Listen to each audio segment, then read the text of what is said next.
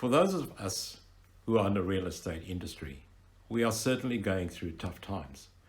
Coronavirus has affected real estate sales, rents, development, and construction. There is a significant amount of uncertainty on the size and duration of this disruption. Hi, my name is Ron Forley. I'm an architect, developer, author, and now mentor. As a veteran in this industry for the past 40 years, I've seen several recessions, but none of them beats this one. There will be winners and there will be losers. However, we must remain positive and look for opportunities in the market. I've documented a 3-part series giving 1, my predictions, 2, market opportunities, and 3, the digital revolution. The real estate industry after COVID-19. Part 1, my predictions. Before I provide my predictions, let us first look at the general predictions provided by other industry experts within real estate. Let us first look at the housing market. Some economists such as AMP's Shane Oliver predicts that house prices could fall as much as 20% if a recession lasts more than 6 months. A more limited downturn in which prices drop 10% is more likely. In the best case scenario, capital cities could see price declines of about 5%, what could trigger a major house price crash. While interest rates remain low, a sharp rise in unemployment, say 10% or beyond, will cause a spike in debt servicing difficulties, forced sales, and falling prices. Shown here is a graph by ANZ Bank displaying house prices forecast by capital cities. ANZ suggests that while the deferred repayments on home loans will help to prevent forced sales, the fall in the demand will push prices down around 10% on average across capital cities. It should be noted, however, there is not one Australian property market. History tells us that all states have their own market driven by their local economy. There are sub-markets within markets dependent upon price point, type of property, and geographic location. From state to state, each of the markets is doing slightly different things, but the broad point applies across all markets.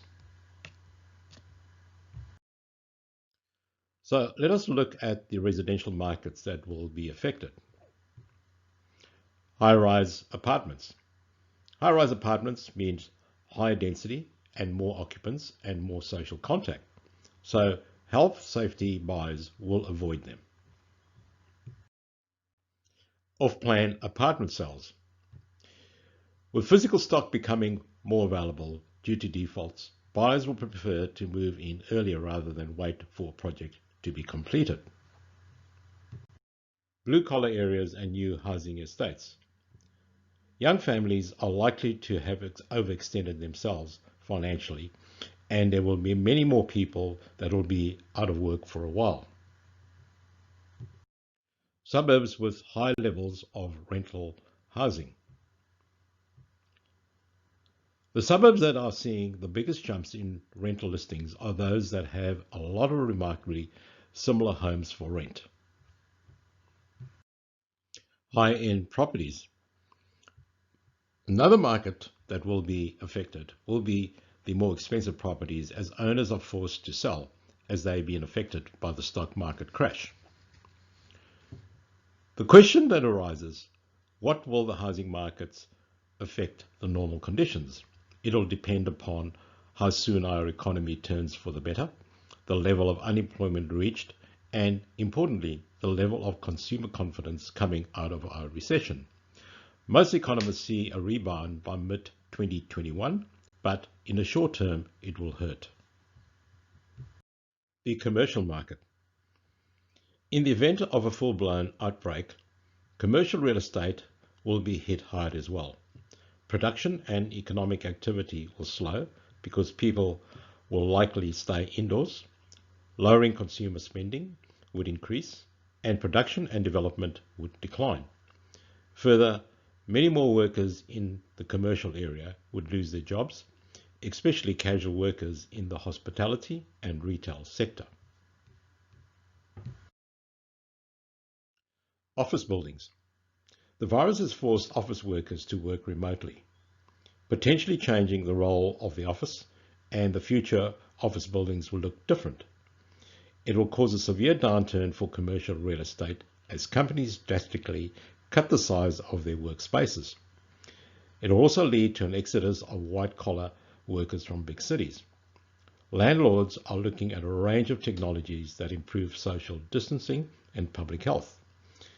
These include touchless entry, thermal entry scanning, and many others. Shopping centres. Many retailers are already facing bankruptcy as foot traffic has diminished, especially in the CBD areas. Online shopping will be part of the new normal. Businesses who did not have an online option face financial ruin, and those who had some capabilities have tried to ramp up offerings. There will also be the potential to move to the suburbs as people escape high-density locations.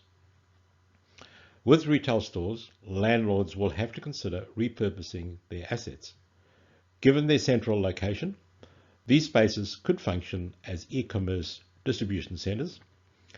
A change like this would accelerate e-commerce adoption and the dominance of industrial real estate.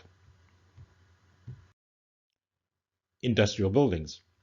With the increased demand for online shopping, there will be an increased demand for distribution centres. Sustained home delivery demand will require significant investment in logistics and delivery infrastructure, with supply chains becoming local, agile, and smart. My predictions. COVID-19 is forcing all businesses to innovate and change the way we work. History has proven that after a crisis such as a recession, smart businesses innovate and provide improved products. When SARS broke out, Alibaba launched its digital platform to facilitate online shopping, and it is now the world's largest retailer and e-commerce company. Here are my predictions of what the real estate industry may look like once the pandemic is behind us. From urbanisation to de-urbanisation. Urbanisation seemed unstoppable for the past few decades, especially in developing countries. Australia's workforce will automate and will increasingly work remotely. It will see people choosing to find locations on the outskirts of the city where they have more space for work and home offices rather than living in smaller inner city dwellings. Similar experiences occurred during the 1918 Spanish flu pandemic. It is likely to happen in most cities in the short term, but they will return. From on-site to off-site. When construction work starts after the lockdown, the question is, will construction workers remain distancing? Traditional construction methods mean several workers are working close to each other. The alternate solution is off-site manufacturing of prefabricated and flat pack building products that can be assembled on-site with fewer workers. These products can be manufactured in a controlled environment where robotics come into play as well. From international to local supply chains. The supply chain will shift as well. More than 30% of construction materials come from China, which is facing their own challenges with COVID-19. The crisis has reminded governments of the importance of keeping critical supplies within their own countries. Businesses too will weigh up the costs and benefits of complex global supply chains, relying more on local suppliers. It will affect the type of industrial and retail real estate that is needed.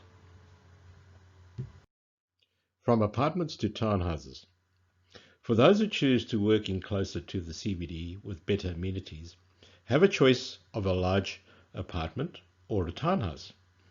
Preference will be for townhouse living because you do not have the same issues you have in an apartment building, such as sharing a lift, narrow corridors, and small balconies.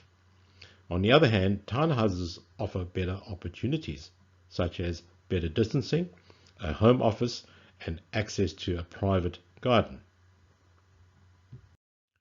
From home ownership to renting.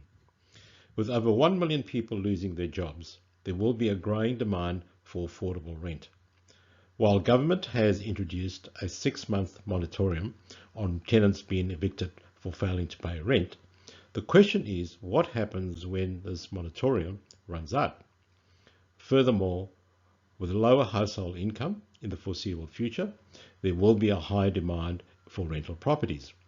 There will be significant pressure on social housing.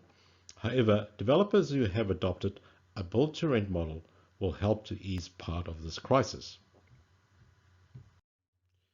From hotels to co-living. With occupancy rates at a record low for hotels, motels, and service apartments, and with a demand for affordable rent, consideration should be given in repurposing these structures into co-living and co-working spaces. Co-living was a growing trend pre-COVID-19 due to the growing demand for affordable rent. As a quicker solution than building new, these facilities could improve occupancy within months. However, intelligent planning is required to ensure social distancing is regulated. From shopping centres to community centres. With a surge in online shopping, retail sales are dropping in shopping centres, causing several bankruptcies amongst tenants. Retail landlords are in dire need of an immediate solution. These centres could be repurposed into improved occupancy and yields.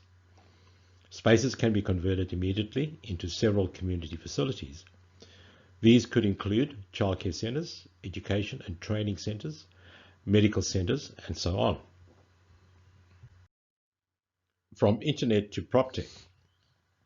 The mass adoption of remote working technology through the pandemic phase will likely increase the pace of PropTech, which was part of the real estate grand digital transformation. It considers both the technological and mentality change of the real estate industry and its consumers to our attitudes, movements, and transactions involving both buildings and cities. It can also be defined as startups creating technologically innovative products and business models for the real estate industry. PropTech trends operating include virtual reality, crowdfunding, blockchain technology, to name a few. People within the real estate industry who are slow in adopting this digital shift will be left behind. So what are your predictions? Where will the new affordable areas that provide people with the right balance of space and local services and amenities be? Will there be a preference for the inner city and suburban living? Do people even need to live in cities at all? How will cities adapt to this new world and meet the increased demand for connection and experience post this crisis? How will commercial real estate be repurposed to serve the needs for companies or the community? I hope that you found this video interesting. If you want to listen to the second video on the real estate industry after COVID-19, the market opportunities, click on the subscribe button below and you'll be notified when it is posted, or simply just visit my website shown below.